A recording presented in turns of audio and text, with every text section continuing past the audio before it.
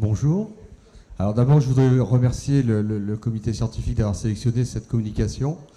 Voilà, je ne suis pas du tout issu du milieu de la trisomie 21, donc vous m'excuserez d'avance si je fais des approximations ou des maladresses. Merci. Je suis chirurgien. Alors qu'est-ce que vient faire un chirurgien ici? Eh bien, vous parlez d'une maladie de Verneuil. Alors par le prisme justement de la maladie dermatologique et pas du tout de la trisomie 21.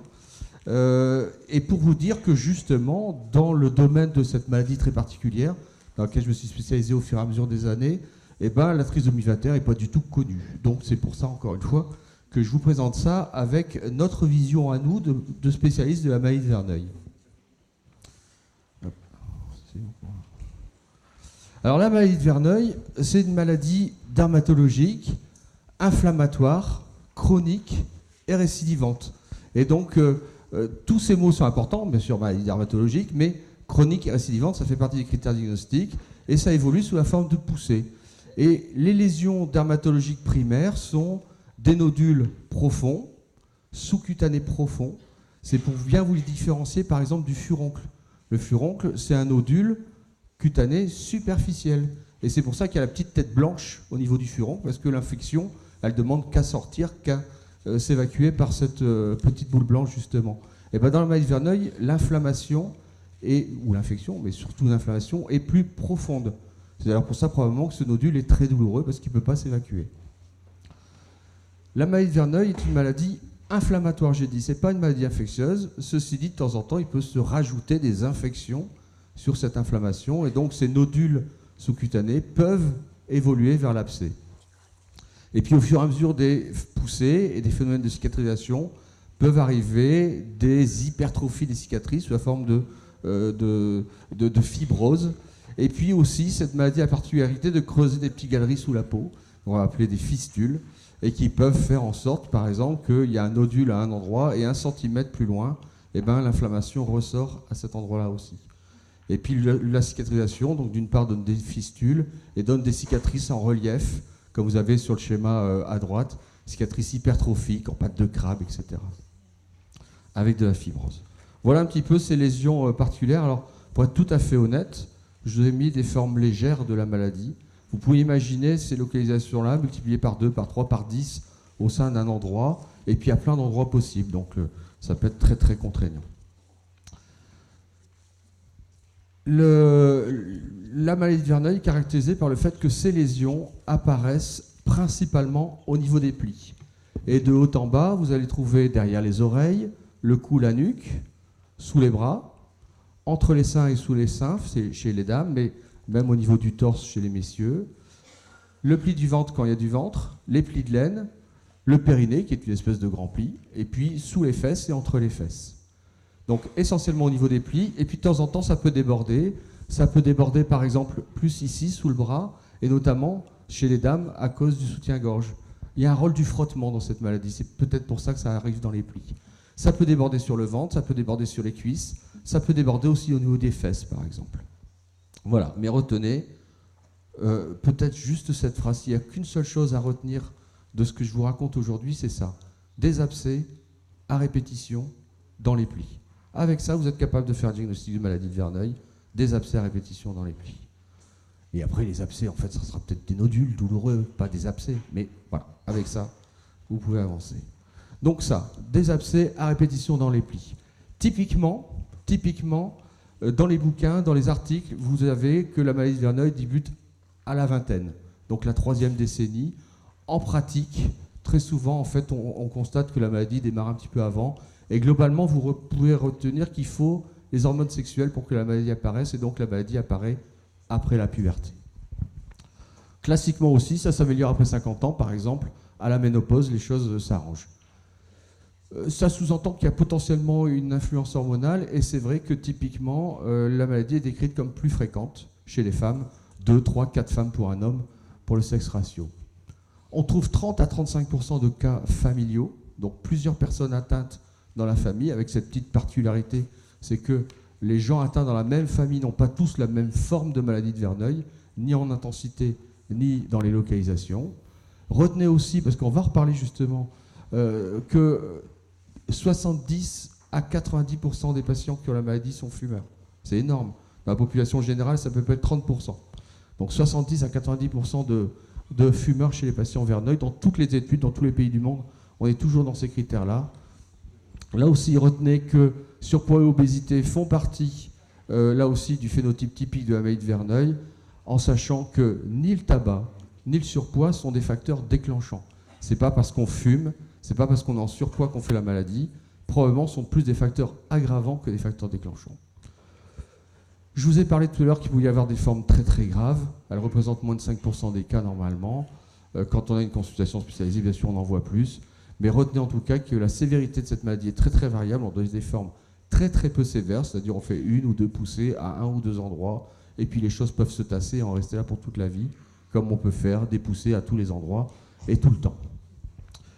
Il y a des traitements, bien sûr, je vous l'ai mis, on a l'impression qu'il y a toutes des choses à faire. En pratique, on est en fait assez démunis. Globalement, bien sûr, on va surveiller tout ça, on va faire des soins locaux, on va accompagner les patients dans différents aspects, et notamment pour traiter les comorbidités comme le tabac, le surpoids, etc., le retentissement psychologique aussi. Globalement, il y a 2 grandes lignes de traitement, les antibiotiques, la chirurgie. On ne va pas rentrer dans les détails, mais il y a des choses qu'on peut faire, en tout cas, ce n'est pas une fatalité, ces abcès à répétition dans les plis. Voilà, alors pourquoi je viens vous voir aujourd'hui? Parce que dans le domaine de la maladie de Verneuil, on commence à se rendre compte qu'il peut y avoir des liens entre trisomie 21 et maladie de Verneuil. En fait, cette première description elle date de 1977, je vous ai mis l'article là, et quand on fait la littérature médicale, on trouve 28 cas publiés d'association maladie de Verneuil et trisomie 21. Peut-être qu'il y en a d'autres qui sont un peu cachés dans les articles et qui ne sont pas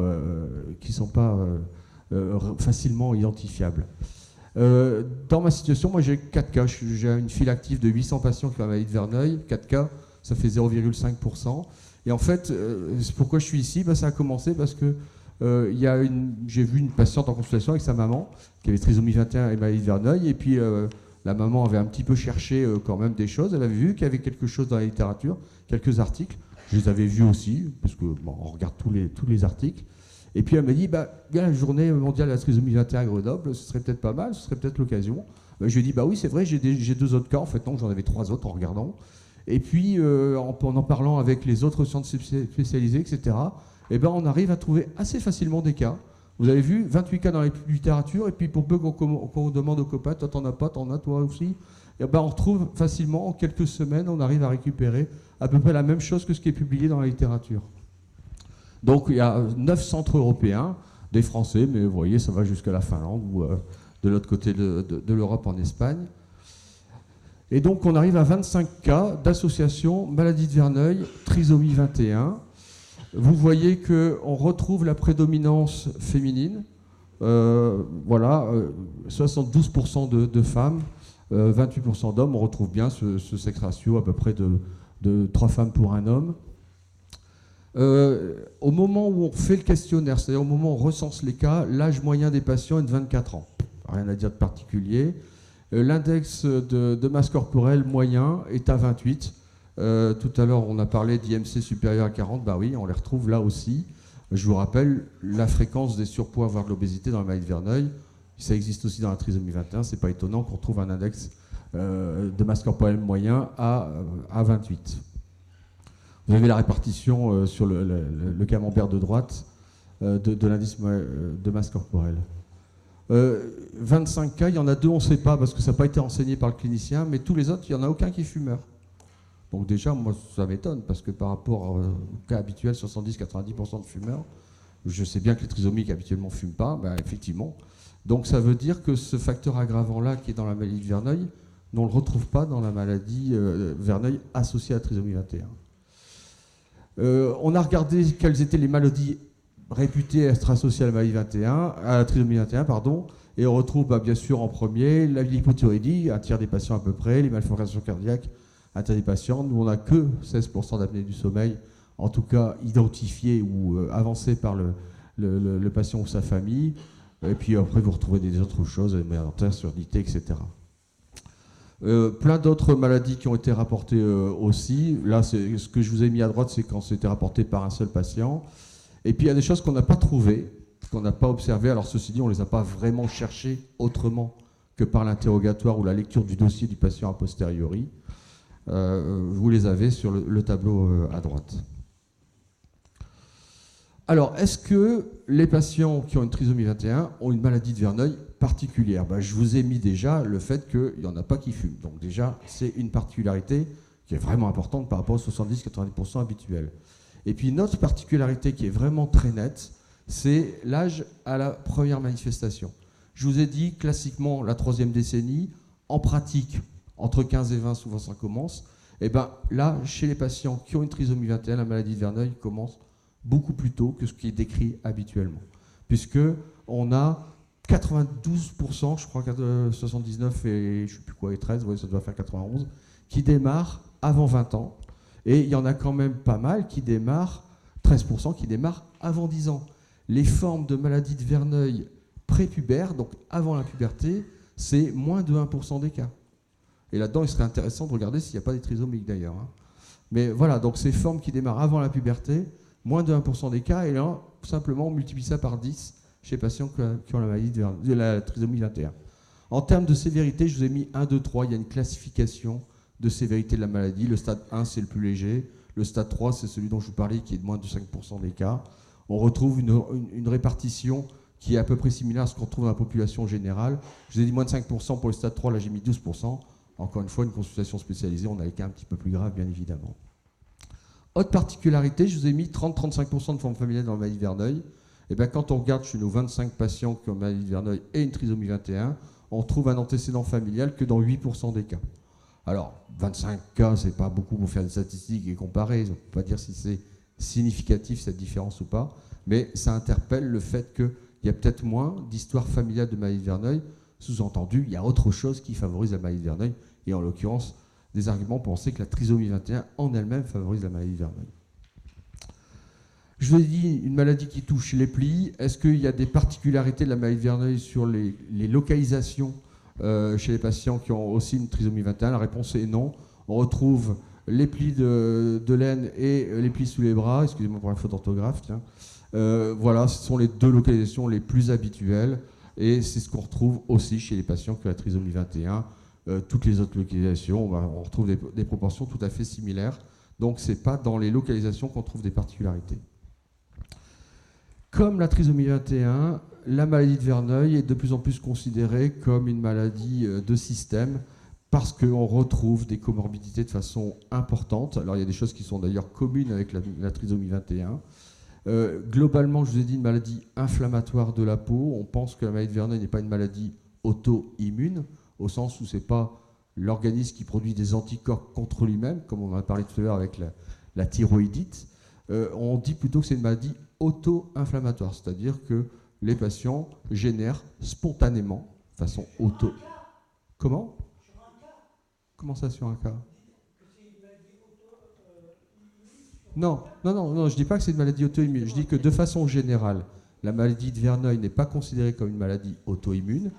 Elle est considérée comme une maladie auto-inflammatoire où les gens font spontanément, de façon autonome, des manifestations inflammatoires. Et donc, du coup, on retrouve dans les comorbidités d'autres maladies auto-inflammatoires, par exemple rhumatologiques, comme la polyarthrite rhumatoïde, la spondylarthrite ankylosante, le rhumatisme psoriasique, par exemple. On trouve aussi, associé à la maladie de Verneuil, des maladies inflammatoires digestives, comme la maladie de Crohn essentiellement.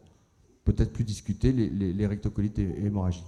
Là, en l'occurrence, chez nos 25 cas, on a une patiente qui a une polyarthrite rhumatoïde et pas de patiente qui a une maladie inflammatoire digestive. 25 cas, de toute façon, on ne peut pas faire des statistiques. Ces comorbidités sont de l'ordre de quelques pourcents dans le cadre de la maladie de Verneuil. D'autres choses qu'on a retrouvées associées à la maladie de Verneuil et qui sont des choses décrites dans la littérature comme pouvant être associées à la maladie de Verneuil. Pas significatives en tout cas.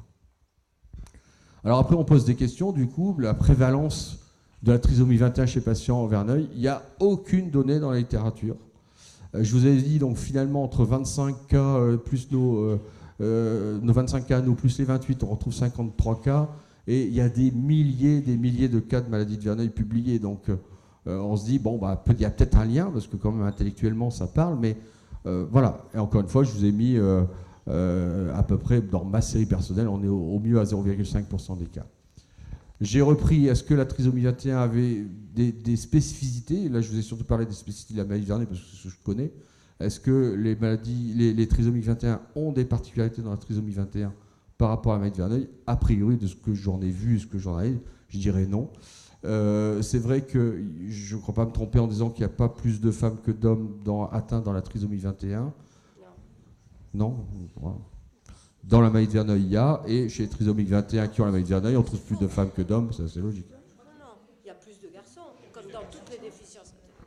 Plus de garçons? Je vous ai dit que j'étais là pour apprendre. Hein. Ouais.